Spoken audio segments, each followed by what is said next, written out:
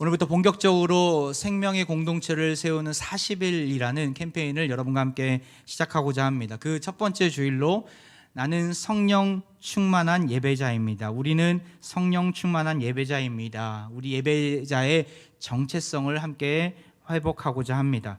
여러분, 교회의 의미가 무엇입니까? 교회, 히브리어로는 카알이라는 단어를 쓰는데 부른다, 소집하다라는 의미가 담겨져 있고, 헬라어로는 신약 성경에서는 에클레시아라는 단어를 쓰는데 불러내다, 부름받은 자들이라는 의미가 담겨져 있습니다. 다시 한번 말씀드리면 공통점이 무엇입니까? 불러내셨다라는 거예요. 부름받은 자라는 거예요. 사람들이 바로 교회라는 것이죠. 그렇다면 하나님께서 왜 우리를 교회로 불러주셨습니까? 하나님께서 왜 우리를 불러주셨습니까? 성도로, 교회로 우리는 왜 부름받았습니까? 성경의 내용을 함축해서 교리를 만드는데 그 교리의 가장 핵심적인 부분들을 요약한 교리가 바로 소요리 문답입니다. 교회 헌법책에 보면 이 소요리 문답이 부록처럼 되어 있는데 거기 1항에 이런 질문이 있습니다. 사람의 제일 되는 목적은 무엇입니까? 그것에 대한 답은 이러합니다. 우리 같이 한번 읽어볼까요? 시작.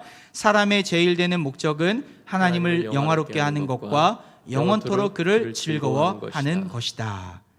우리가 세례 교인이라면 이 문항은 외워야 합니다. 이 답은 외워야 합니다. 우리 사람의 제일 되는 목적, 우리를 하나님께서 불러주신 그 이유가 무엇입니까? 하나님을 영화롭게 하는 것이고 영원토록 그분을 즐거워하는 것입니다. 이것이 무슨 말입니까? 바로 하나님의 영광을 위해서, 하나님을 찬양하고 교제하기 위해서 우리를 불러내셨다라는 거예요. 어두운 그늘 가운데 죽음의 자리에서 우리를 불러내셨다라는 거예요.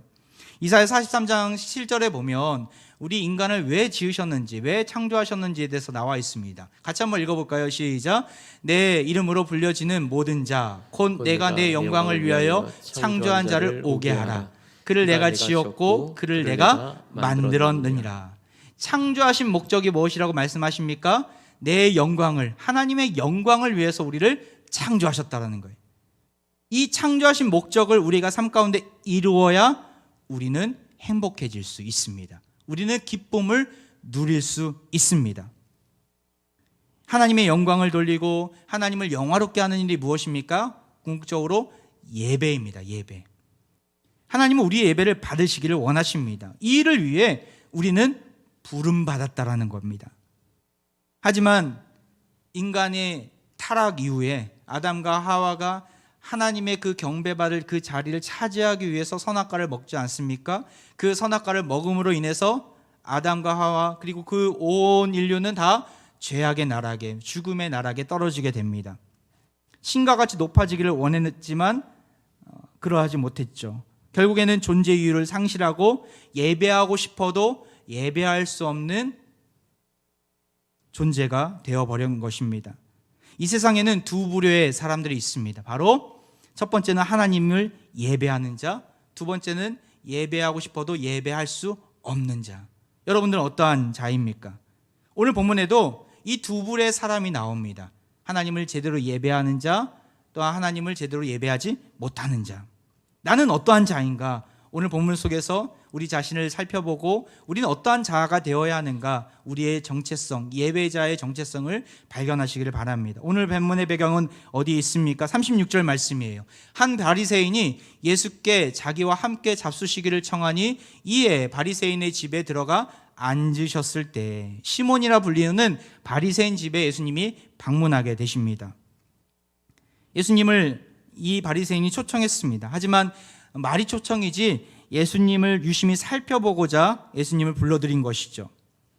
기이한 이적을 보이시고 죄도 사해 주신다는 소문을 들으니까 이 사람이 신성모독 하는가 안 하는가 살펴보려고 의심의 눈초리를 가지고 예수님을 초청한 것입니다. 그렇기 때문에 예수님을 극진하게 대하지 않습니다. 나중에 보면 예수님이 그의 잘못을 하나하나 지적하시는데 어떤 지적이 되어 있습니까? 오늘 우리가 읽었던 본문의 말씀에 보면 바리새인 시몬은 샌들을 신고 다녀서 더러워진 예수님의 발을 씻어드리지도 않습니다. 극진한 손님이라면, 극진한 선생님으로 제대로 모셨다면 씻어드렸을 거예요. 씻어드리지 않습니다.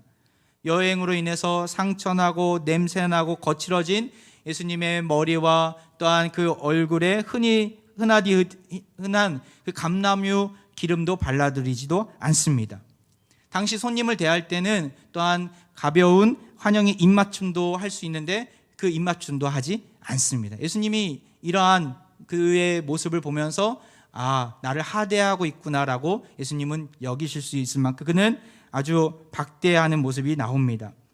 그 형식적으로 예수님을 맞이한 것이죠. 예수님이 하나님의 아들이라는 사실에는 관심 없고 그저 호기심 반 또한 의심 반으로 그 자리에 앉아 있습니다. 예수님을 만났지만 예수님을 여전히 만나고 있지만 딴 짓을 하고 있는, 딴 생각을 품고 있는 이 바리새인. 사실 이 바리새인은 하나님을 어떻게 예배해야 되는지, 하나님 앞에 어떻게 기도해야 되는지 그 방법은 정말 머릿속에 잘 꿰뚫고 있는 사람이었어요. 하지만 정작 하나님이 보내신 메시아, 하나님이 보내신 그 아들 예수님이 앞에 계신데도 불구하고 그는 예배하지 못합니다. 엉터리 예배자가 되어서 제대로 된 예배의 삶을 살지 못합니다. 엉터리 예배자의 모습, 왜 그런 예배의 위기를 우리가 맞이하게 될까요? 세 가지 이유가 있어요. 첫 번째는 뭐냐면 죄 때문에 그럽니다. 죄악 때문에. 혹시 이 자리 가운데 예배를 나와도 이 바리새인처럼 제대로 하나님을 알아보지 못하고 내 마음 가운데 내 머릿속에 채워져 있는 잡념과 걱정과 근심으로 가득 차 있다면 내가 이 예배 위기의 원인 가운데 있지는 않는가 한번 살펴보셨으면 좋겠어요. 첫 번째로는 그 죄악의 위기 때문에 그러하죠. 이사야 1장 16절에 이런 말씀이 있습니다. 너희는 스스로 씻으며 스스로 깨끗하게 하여 내 목전에서 너희 악한 행실을 버리며 행악을 그치고. 우리가 하나님 앞에 나아갈 때 악한 행실을 버리고 행악을 그쳐야 합니다. 오늘도 우리가 예배 시작할 때 참회 기도를 드리지 않았습니까? 여러분 어떤 마음으로 그 기도에 참여하셨습니까? 정말 일주일 동안 나의 안에 쌓인 그 모든 죄악들을 예수 그리스도의 보혈의 피로 말미암아 깨끗하게 씻어지기를 원합니다. 그 마음으로 전심으로 주님을 찾고 부르짖으셨는지, 아니면 예배 시작할 때 의뢰하는 행동으로만 여기고 있지는 않으셨습니까? 우리는 하나님 앞에 나아갈 때 정결한 모습으로 나아가야 합니다. 하나님은 정결한 예물을, 정결한 제물을 받으시는 분이세요. 예수님의 보혈로 씻음 받지 않고서는 죄악 가운데 머물 수밖에 없고, 죄악 가운데 머물러 있을 때는 예수님을 제대로 바라보지 못합니다. 눈이 가려워져 있기 때문에, 어두워져 있기 때문에.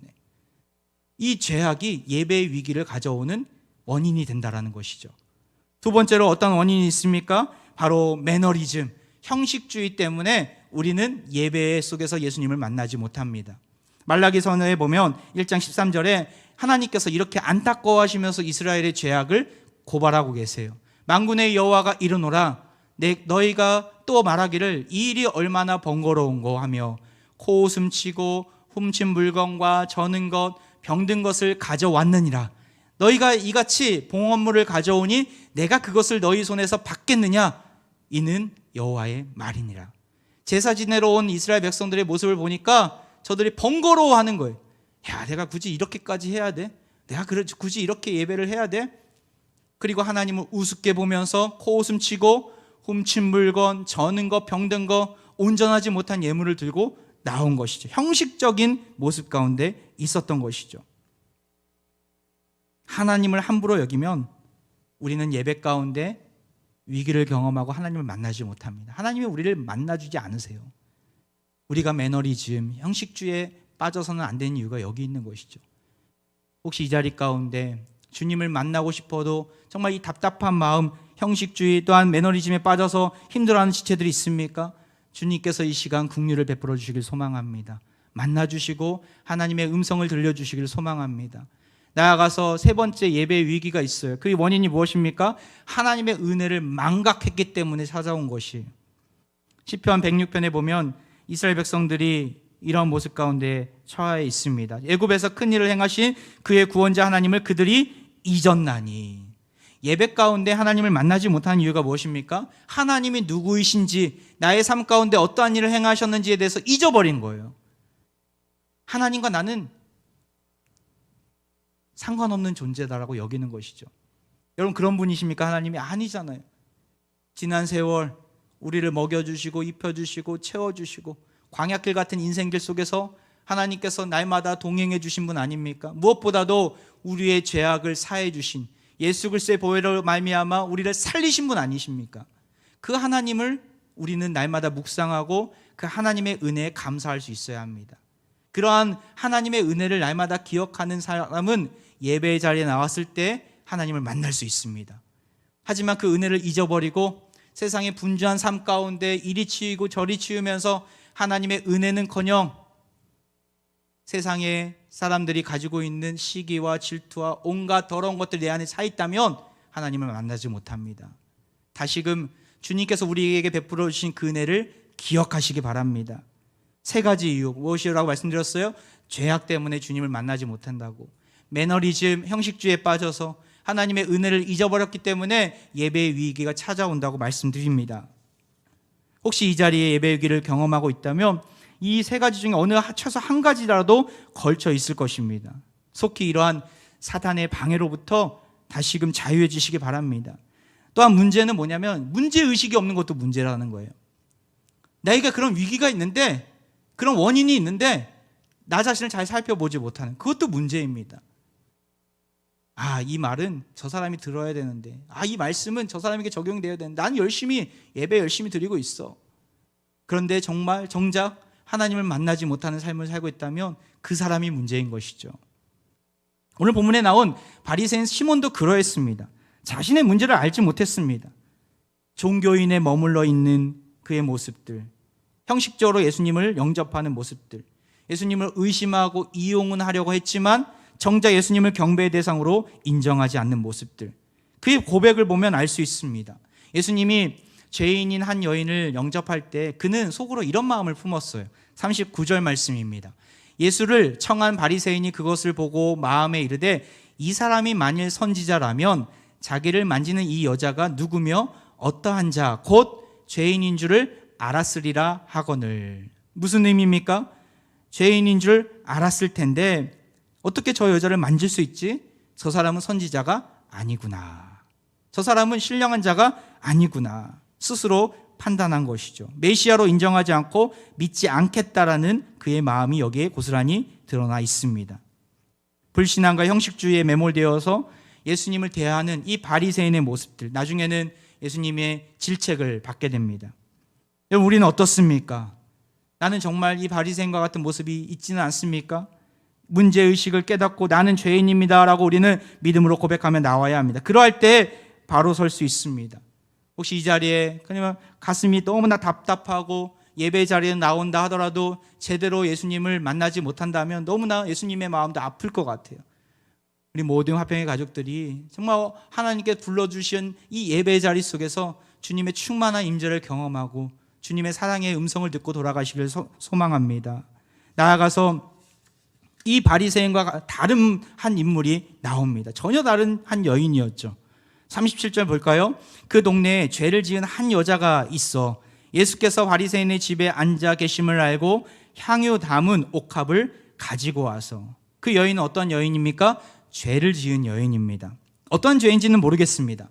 하지만 이 바리새인도 그 여인이 죄인이라는 것을 알 정도로 그 여인의 죄는 중한 죄였고 부정한 여인으로 그 동네에서 꽤 유명한 여자였습니다. 그녀가 예수님을 만나러 바리새인의 집에 왔을 때 어떤 분위기였을까요? 한번 상상해 보셨으면 좋겠어요. 많은 사람들은 그녀를 바라보면서 손가락질하면서 경멸의 시선을 돌렸겠죠. 그녀는 심한 모멸감을 느꼈을 것입니다.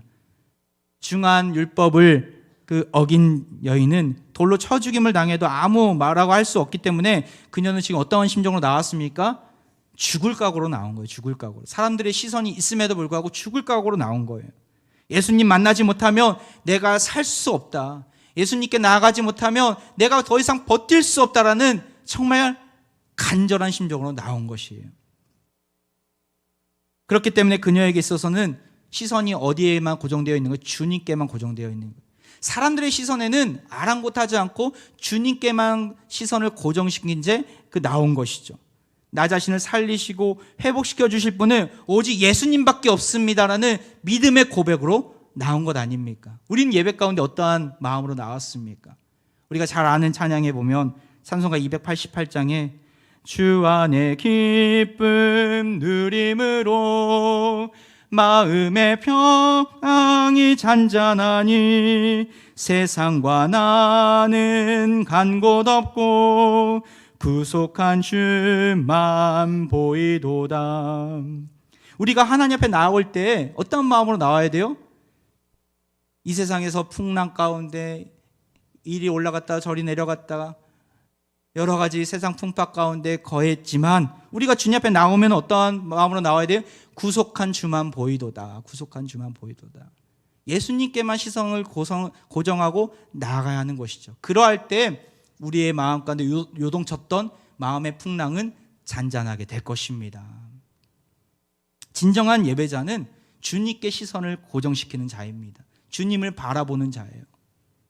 삶의 풍랑이 가득하더라도 주님께 집중할 때 마음속의 풍랑은 잔잔해질 것입니다. 주님께 집중하면 집중할수록 나의 나됨을 보게 될 것이에요. 내가 어떠한 자인지, 얼마나 죄인인지, 얼마나 연약한 자인지, 그러한 죄인을 받아주시고 그런 죄인을 살리시고 그런 죄인에게 사명을 주신 그 놀라운 은혜가 얼마나 감사한지를 보게 될 것입니다. 그녀도 마찬가지였죠. 예수님을 만나자마자 그녀는 눈물을 펑펑 흘리게 됩니다. 38절이죠. 예수의 뒤로 그 발 곁에 서서 울며 눈물로 그 발을 적시고 자기의 머리털로 닦고 그 발에 입 맞추고 향유를 부으니. 그녀의 눈물의 의미가 어떠했을까요? 어떠한 의미가 담겨져 있습니까?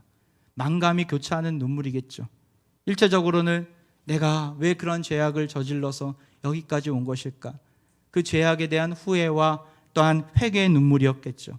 나아가서 모든 사람들은 다 자신을 향해서 죄인이라고 정죄하는데 예수님은 자신을 받아주시는 거예요. 용납하시는 거예요. 그 자체가 얼마나 감사한 일인지, 자신을 알아보시고 자기의 그녀의 경배를 받으시는 예수님이 얼마나 감사한 일인지 그녀는 아마 감사의 눈물을 흘렸을 것입니다. 나아가서 예수님을 만남으로 자기의 죄악이 깨끗하게 씻어지는 그 놀라운 은혜를 입음으로 인해서 또 흘린 눈물이었겠죠. 그런 값진 눈물을 흘리면서 그녀는 가장 고귀한 향유를 예수님의 발 앞에 붓습니다. 사실 당시에는 손님에게 있어서 이런 향유가 아닌 감람유 정도 좀 저렴한 감람유를 드리는 것이 충분한 일이었고 상식적인 일이었고 통상적인 일이었어요. 하지만 그녀는 감람유가 아니라 향유를, 지금으로 치면 향수를 예수님의 발에 붓게 됩니다. 비상식적이고 낭비되는 일입니다. 하지만 주저하지 않고 행합니다. 이것은 무슨 의미가 담겨져 있습니까? 향유를 바른다는 것은, 또한 향유를 머리에 바르는 것이 아니라 발에 붓는다는 것은 어떤 의미가 담겨져 있습니까? 깊은 존경과 겸손함의 표현입니다. 그 값어치가 어느 정도 됐을까요? 요한복음 12장에 보면 향유 옥합을 깨뜨린 한 여인이 나오는데 그것을 바라보면서 그 가룟 유다가, 아니 가난한 사람들에게 줘도 시원찮을 판에 이렇게 비싼 300데나리온이나 되는 것을 왜 이렇게 쏟아붓느냐라고 막 뭐라고 하는 장면이 나와요. 그래서 그 당시에 향유를 시세를, 물론 크기는 다르겠지만 시세를 본다면 300데나리온 정도 되겠구나 우리는 파악할 수 있습니다. 300데나리온, 지금으로 치면 어느 정도 되냐면 하루 노동자가 일할 품삯을 받으면 1데나리온을 받습니다. 다시 말해서 300데나리온은 연봉입니다. 연봉. 나의 연봉이라고 생각하시면 돼요. 그렇게 많은 금액, 많은 큰 값어치를 지닌 값비싼 기름인 것이죠. 이것을 누구의 발에 쏟아버립니까? 바로 예수님을 위해서 발에 쏟아버립니다. 예배자는 앞뒤 안 가립니다. 예배자는 거룩한 낭비를 하는 자입니다. 하나님을 경배하고 하나님을 예배하는 일만큼 가장 값진 일이 없기 때문에 하나님 앞에 거룩한 낭비를 하는 자가 바로 예배자의 참 모습입니다. 나는 하나님을 위해서 얼마나 거룩한 낭비를 하고 있습니까? 요즘 우리가 사는 세상은 효율성과 가성비를 따지는 세상입니다. 효율성이 떨어지고 가성비를 잘 따지지 못하며 어리석은 사람, 그것을 잘 따진다면 지혜로운 사람으로 평가받는 세상입니다. 하지만 하나님의 나라의 법 안에서는, 하나님의 방식 안에서는 효율성과 가성비를 하나님은 따지는 분이 아니십니다. 하나님은 가성비를 따져가며 효율성을 계산해가며 일하는 분이 아니십니다. 만약 그러한 분이시라면 저는 이 자리에 제가 없습니다. 제가 이 자리에 있을 수가 없어요. 왜냐하면 저는 가성비와 효율성을 따지기엔 한참 부족하기 때문에 그러하죠. 저보다 능력 많은 분들이 얼마나 많은데요. 학벌도 좋고 집안도 좋고 외모와 단 재력도 있고 소위 엄친아라고 불리는 분들이 앞에 세워져야죠. 하지만 하나님이 사람을 세우시는 기준은 다릅니다. 연약한 저 같은 자도 세워주십니다. 얼마나 하나님 말씀에 신실함으로 순종하는가, 하나님 마음에 합한 인생을 살아가고 있는가, 어려움을 당할 때마다 무릎으로 하나님께 해결책을 구하고 있는가, 이 모습을 보신다는 거예요. 이러한 모습 가운데 있는 하나님의 마음에 합한 자들을 하나님은 세워주심을 우리는 알아야 합니다. 고린도전서에 보면 바울이 고린도 교회인들을 향해서 이렇게 이야기합니다. 형제들아, 너희를 부르심을 보라. 육체를 따라 지혜로운 자가 많지 아니하며 능한 자가 많지 아니하며 문벌 좋은 자가 많지 아니하도다. 그러나 하나님께서 세상에 미련한 것들을 택하사 지혜 있는 자들을 부끄럽게 하려 하시고 세상에 약한 것들을 택하사 강한 것들을 부끄럽게 하려 하시며. 저는 이 말씀을 보면서 정말 많은 위안을 얻어요. 정말 제가 미련 곰탱이 같거든요. 미련한 자이고 약한 자인데 하나님께서 세워주신 거구나. 하나님이 불러주신 거구나. 하나님은 효율성과 가성비를 따지는 분이 아닙니다. 그렇기 때문에 우리가 이 자리에 있는 줄 믿습니다. 하나님께서 우리를 불러주신 줄 믿습니다. 그런 하나님 앞에 우리는 어떻게 나아가야 합니까? 전부를 내어드려야 합니다.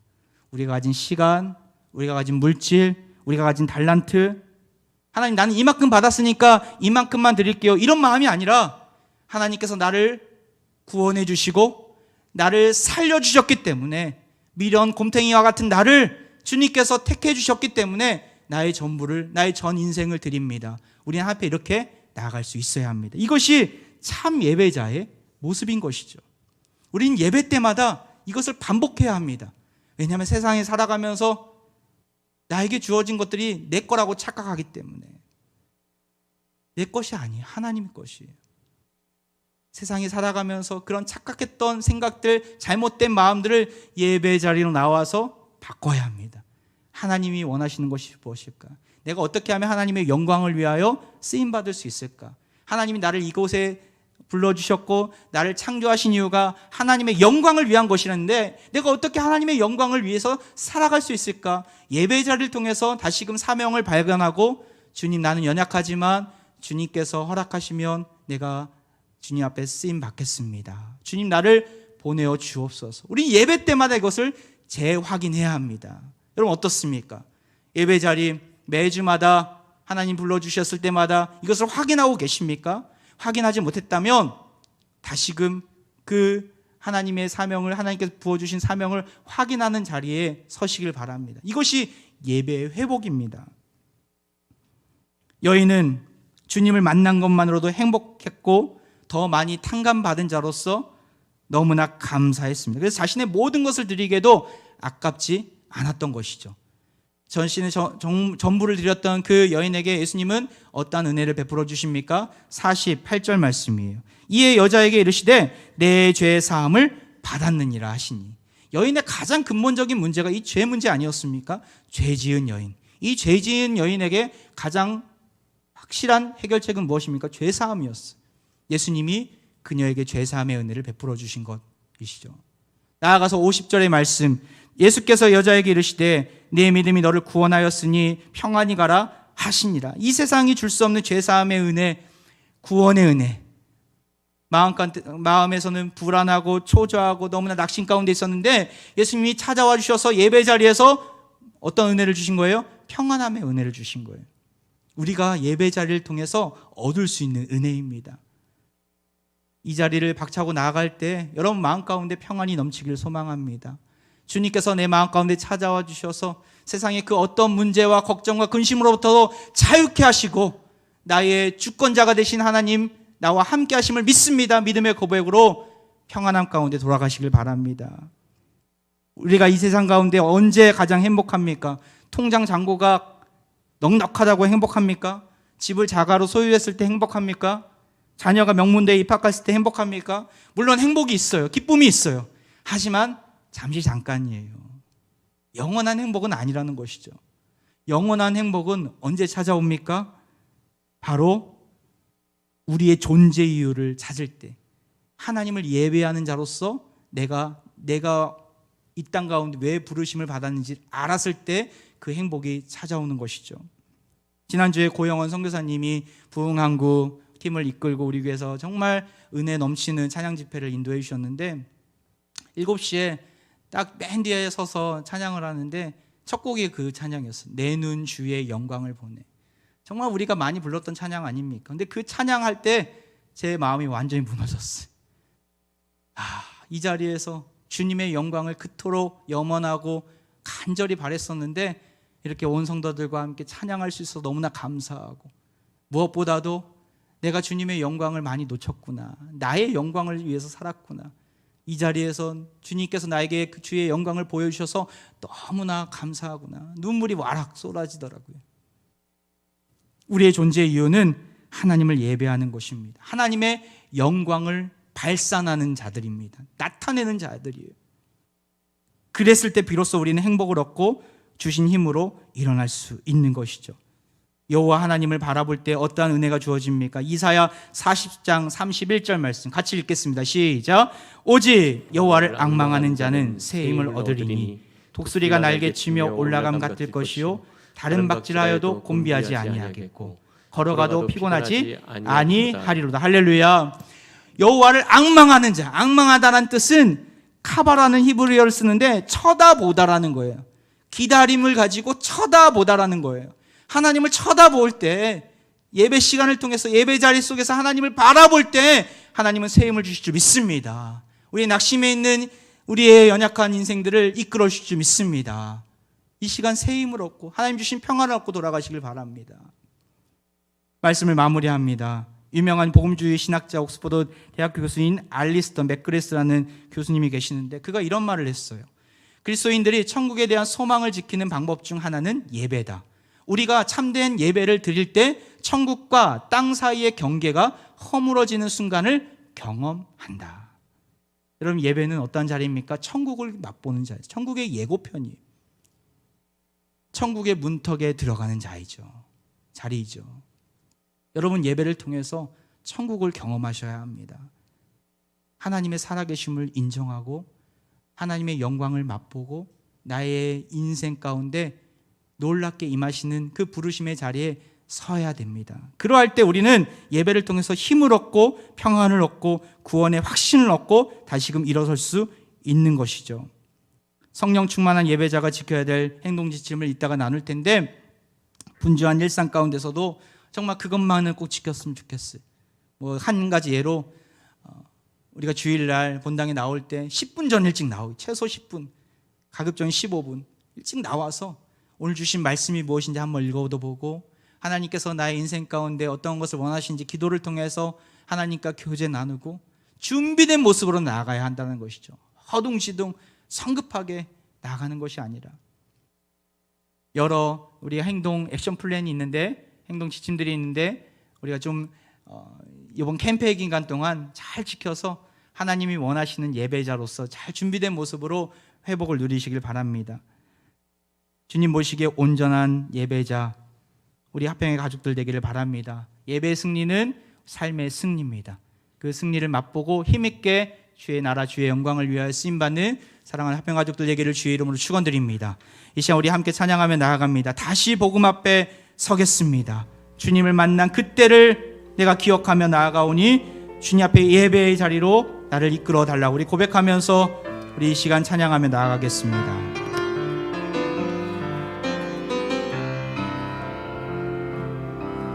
많은 이들 말하고 많은 이들 노래는 하지만 정작 가지 않는 길, 두려운 생각보다 많이 힘들고 험한 길보단 그저 말로만 가려기에 점점